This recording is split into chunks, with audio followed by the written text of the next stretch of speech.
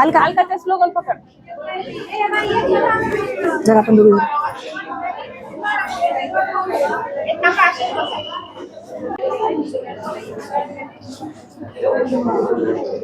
सगळ्यांना म्हणून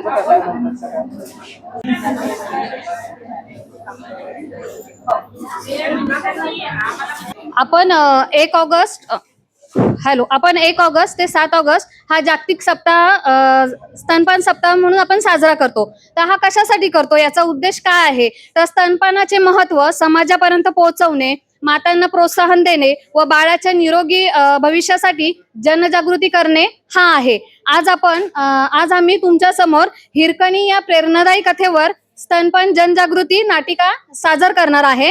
आई आणि हिरकणी आपल्या जरस करणारी ती आई होती. चला तर मग बघूया आपण हिरकणी मायेची ताकद आणि स्तनपानाचा संघर्ष. हिरकणीचं त्याच्यासाठी हिरकणी झालेली आहेत स्वाती सरोदे ताई. त्याच्यानंतर त्यांच्या सासूचा रोल करत आहेत मनीषा बसपुरे. त्याच्यानंतर गावातल्या रोल करत आहेत आमच्या विद्यार्थिनी. आणि त्याच्यामध्ये गरोदर माता झालेली आहे स्वाती प्रधान. त्यांची सासू आहे रेणुका घोडके. त्याच्यानंतर गडावरील बायका, आता नाव सगळ्यांचं नंतर स्तनदा माताचा रोल करत आहे आम्रपाली खराडे, त्यांची सासू. तुझं काय रोल आहे का? आणि नंतर सासूचा रोल करत आहे अलका. आणि आत्ताच नवीन लग्न झालेला आहे त्याचा रोल करत आहे कागदे प्रियंका. तुमचं काय ते असंच आहे. नंतर शिवाजी महाराजच्या भूमिकेत आहे केदार. नंतर जिजाऊच्या भूमिकेत आहे शीतलताई. आणि गडावरील पहारेकरीच्या भूमिकेत आहे मोरे ब्रदर आणि शारदा तायडे.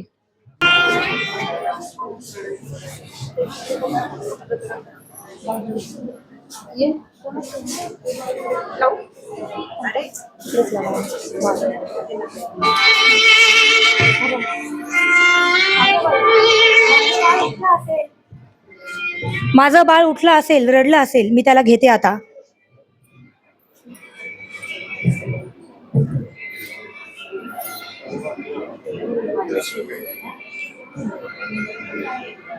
जा हिरा, पाच त्याला अगोदर पाजून घे, मी पाणी काढून आणते.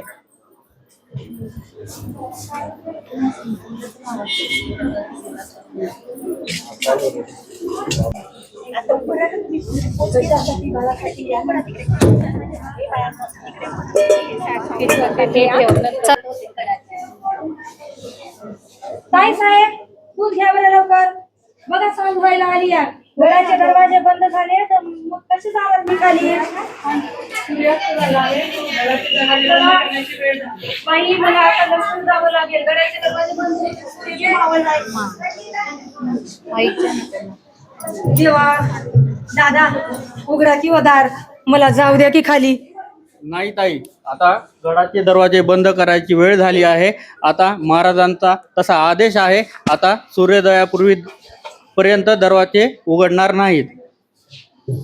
दादा दादा, मी तुमच्या पाया पडते हो, उघडा हो दार. माझं तांदूळ घरी आहे हो दादा.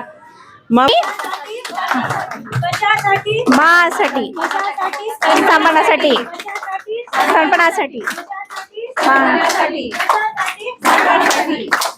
एक ते मिक्स माईक. आता आपण बघितलं की हिरकणी गडावरून कशी उतरली आहे, किती जीवाचा आटापिटा करून ती गड दुसऱ्या भगिनींशी असं व्हायला नाही पाहिजे. त्यामुळे आपण उद्या सगळ्यांना बोलू आणि ह्याच्यावर चर्चा करू आणि सगळ्यांना याविषयी सांगू. हो, नक्कीच आपण सांगायला पाहिजे सगळ्यांना. कोणाचंच बाळ त्याच्या आईच्या स्तनपानाशिवाय वंचित नाही राहिलं पाहिजे. बरोबर आहे तुझं, बरोबर आहे.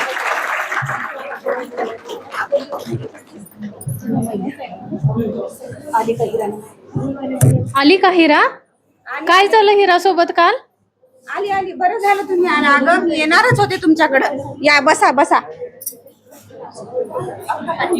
इकडून या. तिनं सगळ्याला सांगावं, जनजागृती करावी आणि स्तनपान सगळ्याला मिळायला पाहिजे असं ती सांगणार आहे. त्यासाठी सगळ्यांना बोलवले.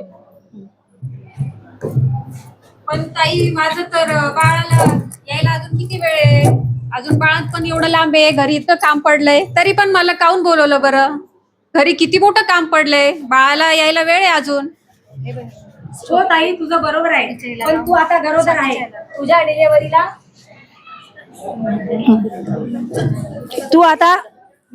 तू आता गरोदर आहे, तुझ्या बाळ यायला वेळ आहे. पण तरीही जर तुला आतापासून सांगितलं, तर तू लक्षात ठेवशील. हे बघ, लक्षात ठेव, तुझं बाळातपणाच्या नंतर लगेच्या लगेच बाळाला अर्ध्या तासाच्या आत आईचं दूध पाजायचं आहे.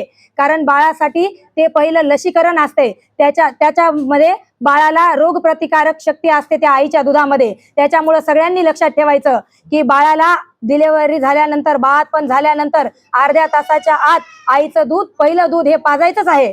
असं असते व्हय? पण तुझी काय गरज होती ग गड उतरून यायची? इथे काय गाई म्हशीचं दूध नव्हतं का? पाजलं असतं की ते आम्ही ते. काकी, असं कसं म्हणता काकी? माझं बाळ 4 महिन्याचंच आहे. त्याला फक्त आईच्या दुधाची गरज आहे.